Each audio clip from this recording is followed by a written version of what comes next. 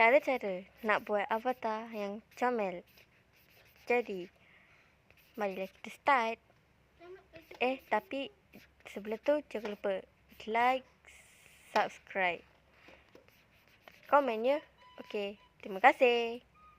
Jomlah kita start. Okey, first mungkin avatar korang akan jadi seperti ini. So, jom kita pergi ke bahagian ini. Kita pergi ke head and body. Okay, kita tekan hair. Kita turunkan ke bawah bagi nampak sikit. Kita pakai yang fairy hair. Kemudian kita pakai skin dia kita pakai macam ini. Yes sir, macam ini. Kita adjust lah sikit. Okey. Pada torso, kita ambil warna kelabu, tekan yang ini. Kemudian kita cari classic face. Kita ambil lah yang macam silifan. Okey, kemudian kita pergi ke clothes.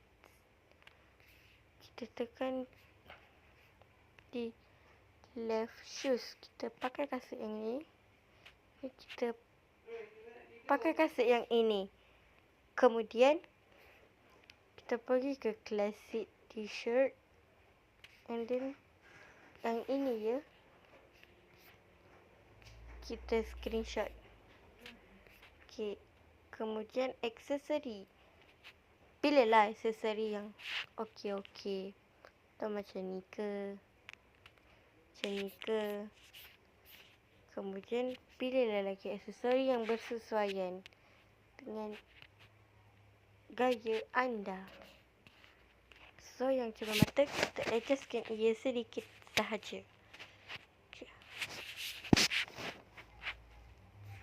Kita adjust dia ke bawah. So dah siap. Inilah hasil dia. Slay.